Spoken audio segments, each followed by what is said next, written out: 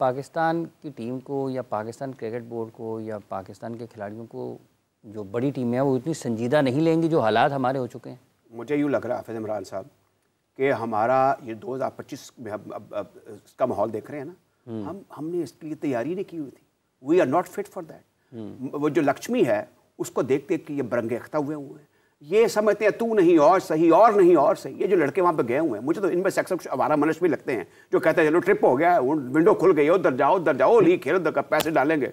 ये जो नाइट होती थी, नहीं तो उनको मुंतखब कौन करता है ना राजा साहब? मुंतखब करने वाले, अब ये उन पे सवाल है कि उन्होंने वो एक जो डेडिकेशन डिटर्मिनेशन में इंडक्ट किया ये नहीं कि जब आपके हेड कोच भी ये कह रहे हैं, आपके मेरे बड़े अच्छे दोस्त हैं, जब कह रहे हैं कि जनाब नहीं जी खेलोगे तुसी, उनको कहो नहीं तुम्हारे बंदा चढ़ा हुआ है, come on come up with the performance. जब उनको पता चल गया, अब वो देखे, मैं उस दिन कहना नहीं चाह रहा था, आपसे मेरी मुलाकात हुई जब प्रोग्राम में, वो जो हुसैन नवाज हैं, हसन नवाज जो हैं, वो मिड विकेट भी उनसे मिडल नहीं हो रही।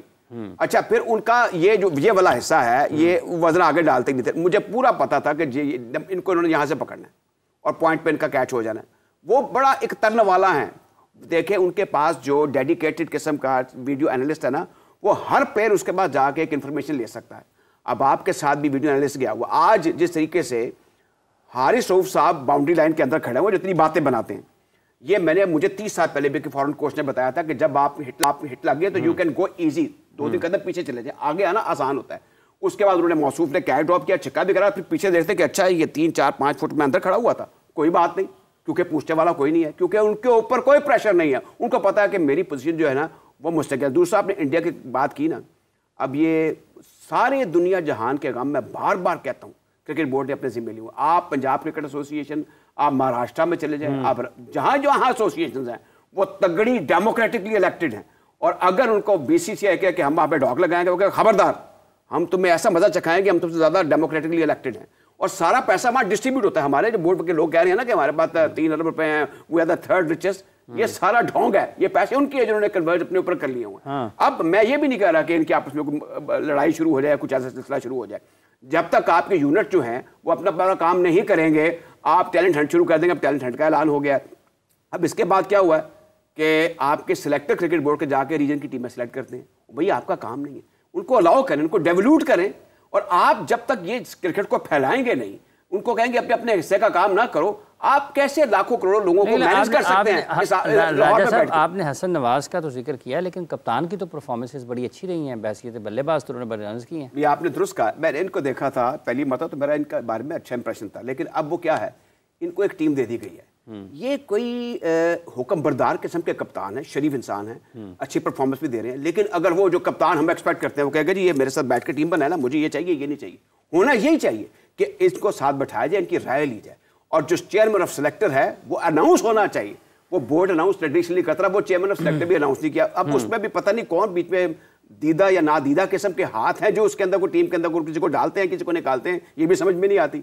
और ये जो टीम जिसका ऐलान किया गया है इसमें कतई नजर इसके कि ब्लू आइट भी हैं, लेकिन जो कुछ भी है वो जो कौन है? नहीं वो कौन आपको आप सारा दिन उनकी बात करते हैं, बात सिर्फ ये नहीं, है आपके ख्याल में आप वनडे की बात कर लें। राजा साहब, आपके ख्याल में कौन है?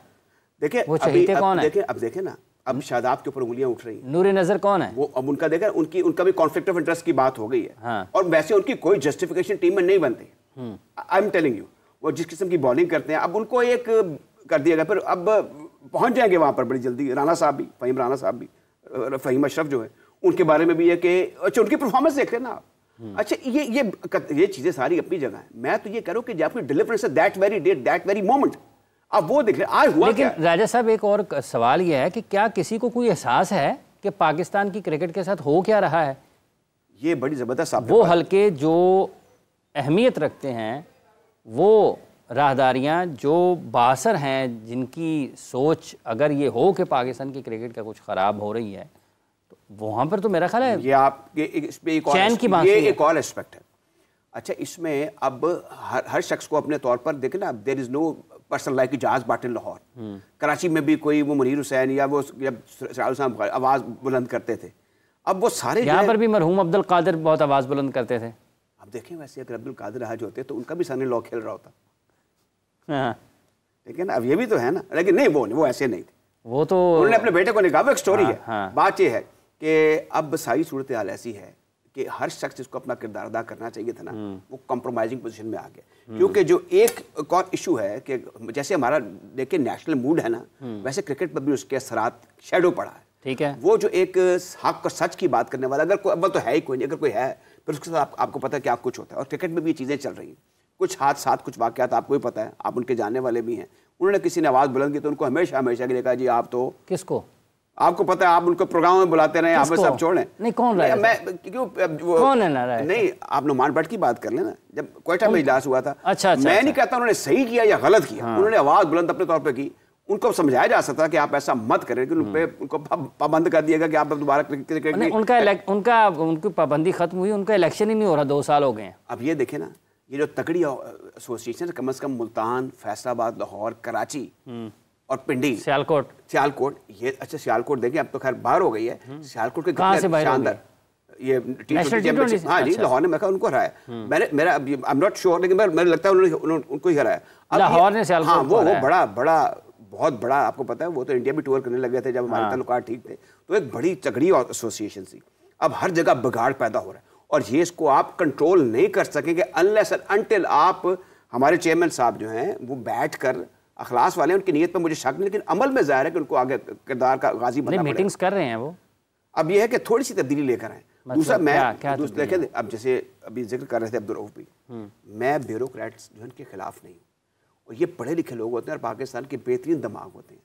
क्रिकेट और चीज़ है, क्रिकेट के अंदर जब तक आपने क्रिकेट खेली नहीं, जो क्रिकेटिंग मैटर है, नवाज सुखेरा साहब को ले आते, फिर वो क्रिकेट तो खेले हुए हैं ना, वो उनका सुखेरा साहब उनके भाई भी खेलते हैं क्रिकेट। कम से कम उन्होंने वो मजांगलिंग की याद की तरफ से कोई फर्स्ट क्लास भी खेली हुई है, तो वो आगे आ जाएं। कुछ लोग ऐसे थे जिन्होंने क्रिकेट खेली, अच्छा कुछ लोग ऐसे भी हैं जैसे शाहिद मलिक साहब हैं, जैसे आपके मोइन अफजल साहब हैं, पिछले 50-50 साल से ग्राउंडों के अंदर जाके। अब मोइन अफजल साहब की माशाल्लाह देखें कि उन्होंने 40-51 का टेस्ट मैच भी लाहौर में देखा हुआ अपने सामने, 49 की भी क्रिकेट देखी हुई है, वो एमसीसी के मेंबर भी हैं, वो बोर्ड ऑफ गवर्नर्स, उनसे भी राय ले लें आप। अब सारे एज की साइड पर एक हल्का ये भी कहता है कि सिटी साहब को चेयरमैन बना दें। वैसे मैं बताऊँ, अब ये मैं जब वो गए थे मुझे बड़ा दुख हुआ था, आई टेल यू, कि वो उसमें उनमें क्रिकेट उनकी स्किल सीख ली हुई थी वो, और वो एक कारोबारी आदमी है, फिर पस मंजर कैम्ब्रिज का है, फिर he is married in a good house, वहाँ से भी उनको एक इल्म की उसकी दौलत मिली है। लेकिन अब हम ये करें कि जी इनको निकाल के उनको ले जाएं, तो ये भी बात। लेकिन सेठी साहब ने देखें जी यहाँ पर लाने में, पाकिस्तान में, वो वेल कनेक्टेड आदमी है, वेल वर्स्ड आदमी, और उन्होंने पूरा टाइम भी दिया। तो अब ये चीज़ें ऐसी हैं। लेकिन राजा साहब, अब सवाल ये पैदा होता है कि अगर आपकी सलाहियत मशकूक है, आपकी इमेज पर सवालात, साख पर सवालात उठ रहे हैं, लोग आपको गैर संजीदा समझना शुरू कर दें, आगे बार सोचना बंद कर दें, तो ये जो पाकिस्तान में क्रिकेट 2017 से जब पहला PSL का फाइनल लाहौर में हुआ और उसके बाद मरहलावार हम पाकिस्तान में इंटरनेशनल क्रिकेट वापस आई और हाल ही में हमने चैम्पियंस ट्रॉफी की मेज़बानी की, तो ये तो सारी मेहनत फिर रायगा हो जाएगी।